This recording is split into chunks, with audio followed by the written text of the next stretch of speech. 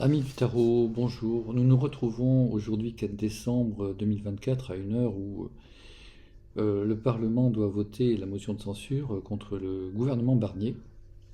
Donc nous allons voir ce que nous dit le tarot du jour à travers une croix hermétique, méthode de tirage qui est préconisée par l'ATMA, associant l'astrologie, le tarot, dans le cadre d'une méditation à caractère alchimique.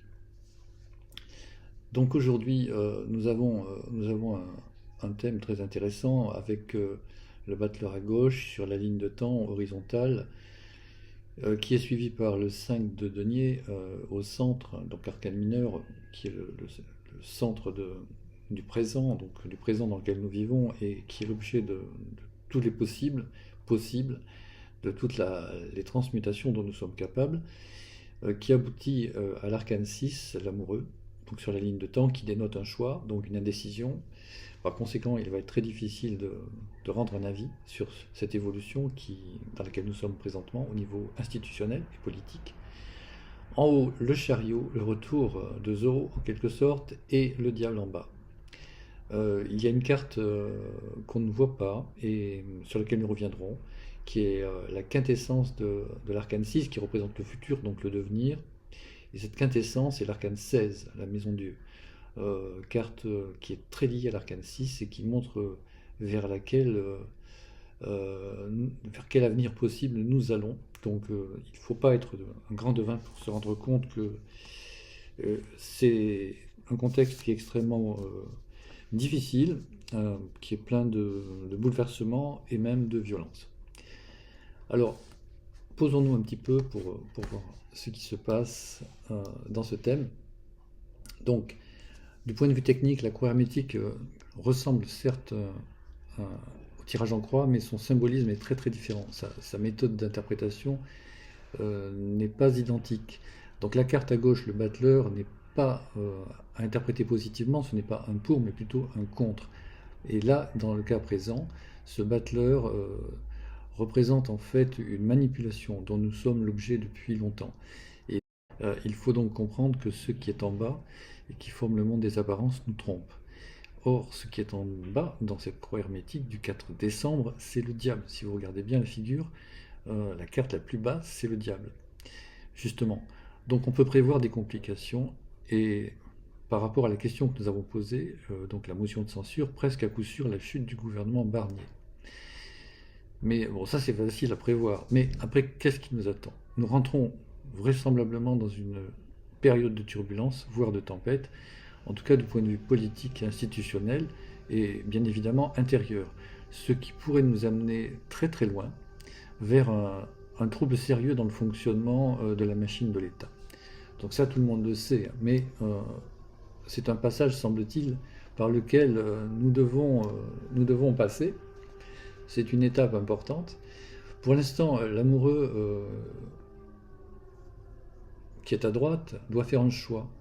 Après le coup de force qui a été orchestré par MLP, donc la présidente du RN ces derniers jours, donc on peut entendre ici l'écho des débats politiques actuels où le RN est considéré à plus ou moins juste titre comme le détonateur pouvant servir à faire exploser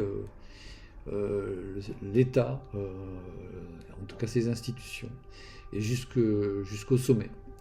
Donc ceci résulterait d'une réaction en chaîne provoquée par des intelligences machiavéliques, le diable, tout à fait en bas de la croix hermétique. Donc derrière la chute du gouvernement Barnier, on peut peut-être imaginer celle d'Emmanuel Macron. C'est une hypothèse qui est possible mais non certaine. En effet, si nous regardons bien en haut, le chef de l'État ne tarde pas à revenir sur le devant de la scène avec le chariot qui est au fait de la croix. Il pourrait même surfer sur la crise institutionnelle en continuant de profiter de l'absence de majorité à l'Assemblée, qui traduit l'indécision des Français. Ceux-ci sont en effet partagés, ainsi que le révèle l'amoureux, un peu comme l'étaient les Gaulois sous l'occupation romaine. L'histoire n'est donc qu'un perpétuel recommencement. La volonté du chef de l'État pourrait se substituer à celle de son peuple indécis, ainsi que le montre la Maison Dieu, qui, en tant que complémentaire de l'amoureux, est le lieu de sa réalisation. Analogiquement donc, Selon la loi des nombres, le recours à l'article 16 est le moyen d'atteindre cet objectif. Et la maison Dieu est non seulement le complémentaire, mais aussi le double dans le tarot de l'amoureux, ce qui veut dire que cette maison Dieu, et qui voile l'article 16, va être le moyen pour l'amoureux de sortir de son indécision, un moyen de forcer le système. D'autres moyens avaient été employés jusque-là, puisque la situation n'est pas nouvelle. L'article 49.3, pour faire passer en force les décisions gouvernementales. Et si nous regardons de plus près les nombres du 49.3, la réduction théosophique de 49.3, 4 plus 9 plus 3 donne 16. Donc nous retrouvons encore une fois la maison Dieu. Par conséquent, et c'est la conclusion de cette analyse, nous ne sommes plus dans un contexte où il est nécessaire d'avoir l'aval du peuple sous la forme d'un consentement libre et éclairé. Nous sommes sortis de l'état de droit pour rentrer dans un état de trouble de l'ordre public, initié par l'autorité la plus haute de ce système.